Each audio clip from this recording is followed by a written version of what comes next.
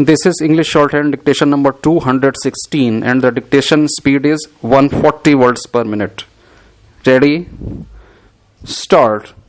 Honorable Chairman, sir, with regard to the question of coal in the new mineral policy, as I said, it will have its place in our new legislation. As my friend will understand, it is rather a difficult question. It covers matters such as mining, grading, marketing and utilization of inferior coal. It will require a good deal of cooperation of the owners of mines and all those who are in the trade in order that our legislation may be fruitful. I may assure the House that we propose to take the matter up as part of our post-war policy. I have said in a general way what the policy of the Government of India is. I would say in conclusion that an all-pervasive and dynamic mineral policy would depend upon three circumstances. It would depend upon the industrial drive in the country. If there is industrialization, this country will undoubtedly have to undertake a more vigorous mineral policy than it has done in the past. Whether our mineral policy will be successful and will be used for the benefit of the many will also depend upon two other considerations, namely the constitutional position, the distribution of authority between the states and the center, and the role the state is allowed to play in this matter. I believe I have said enough to enable the House to appreciate what the Government of India proposes to do in regard to a mineral policy for this country. In the course of the observation which Mr. Joshi made yesterday in support of his cut motion, he levelled certain charges against the Labour Department. At the conclusion, he not only stated that the Labour Department had failed in dealing adequately with the duties which are cast upon it to conserve and protect the interests of the workers, but he also ended by saying that the Labour Department did not have sympathy for the worker. Sir, the speech delivered by my honorable friend was delivered by him in a telegraphic fashion, omitting prepositions, participles, conjunctions and disjunctions, and certainly did not advance any detailed arguments in support of his conclusions, and I therefore feel at a certain disadvantage in dealing with his cut motion. However, I propose to do my best to meet his charges. Sir,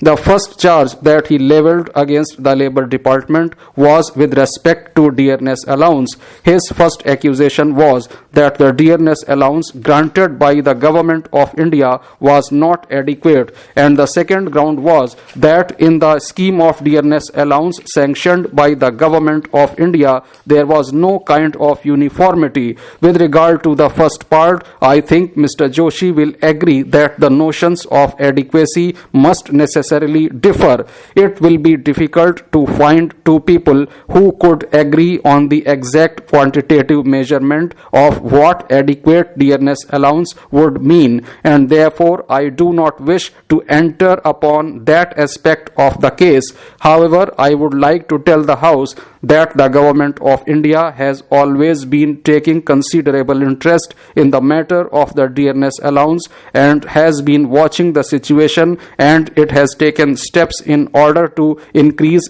dearness allowance from time to time. We have not only increased dearness allowance, but we have also increased the higher limits of the workers who should be entitled to get dearness allowance.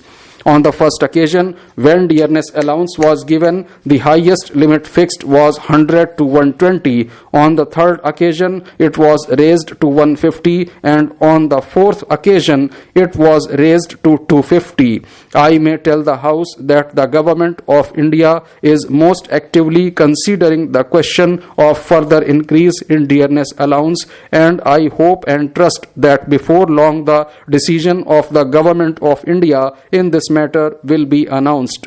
With regard to the question of want of uniformity, I will readily admit that there is no uniformity, that different classes of employees of the Government of India are paid at different rates. But sir, I would like to ask, who is responsible for this want of uniformity? I have no hesitation in saying that if anybody is responsible for the want of uniformity in dearness allowance, it is Mr. Joshi himself. What has happened in the matter of the grant of dearness allowance is this. You have got different sections in the labor world. You have got a body like the Railwaymen's Federation, a body like the Posts and Telegraph Union, like the Textile Union, and so on. And there are a lot of other people among the working classes who have practically next to no organization. I think Mr. Joshi will agree that the policy followed by most of these labor organizations is nothing else but a policy of organized loot in which the first man is trying to take whatever he can from the government of India, leaving the rest of the people uncared for. Here is the Railwaymen's Federation, which meets the Railway Board, uses its power politics, and compels the Railway Board to grant the highest degree of dearness allowance. Then comes the Posts and Telegraph Union. They wait upon my honorable friend in charge of that department. They threaten him with strike. They tell him that they are the most essential part of the service to the country, and they eke out from him something which they think is best for themselves. The rest of the people have nobody to look after their cause, and I have not seen any move on the part of what are called the All India Trade Union Congress or the All India Labour Federation to come together and work out a policy which could be applied uniformly to all the working classes and to the men in the service of the government.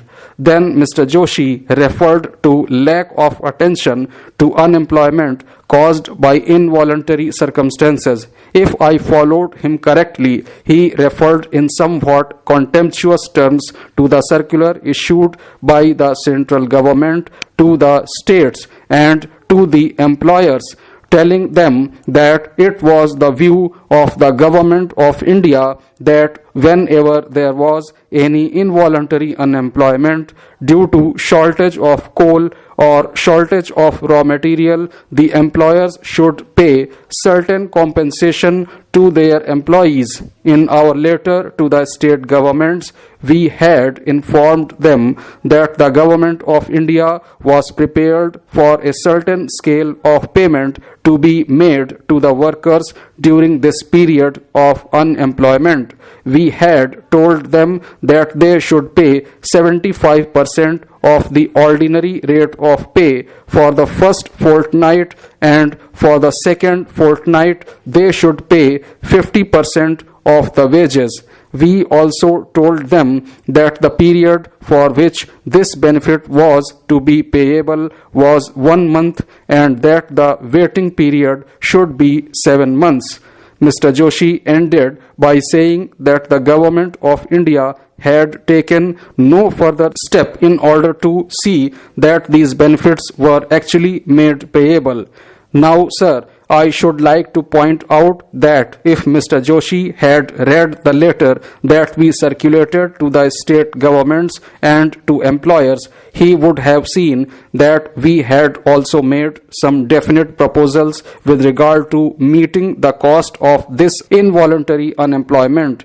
In the circular letter sent out, we had stated that the cost of these benefits paid to workmen for involuntary unemployment would be admissible as a revenue expenditure for income tax purposes. Obviously, then, if I may say so, this was a special clause in the letter and we did not think anything more was necessary. In addition to that, there is Rule 81A of the Defence of India rules, under which it is perfectly open to workers who have been thrown out of employment by reason of these circumstances to apply to the state governments for the purpose of submitting the issue to arbitration. I am glad to say that the matter is now being pursued in that direction. As honorable members are aware, there is a case of arbitration going on between the employers in Ahmedabad and the workers there on this issue. The third point which Mr. Joshi mentioned was connected with workmen's compensation. I was not able to get at exactly the grievance of his charge as to what was the deficiency in the position as it existed in this country and what exactly he wanted me to do.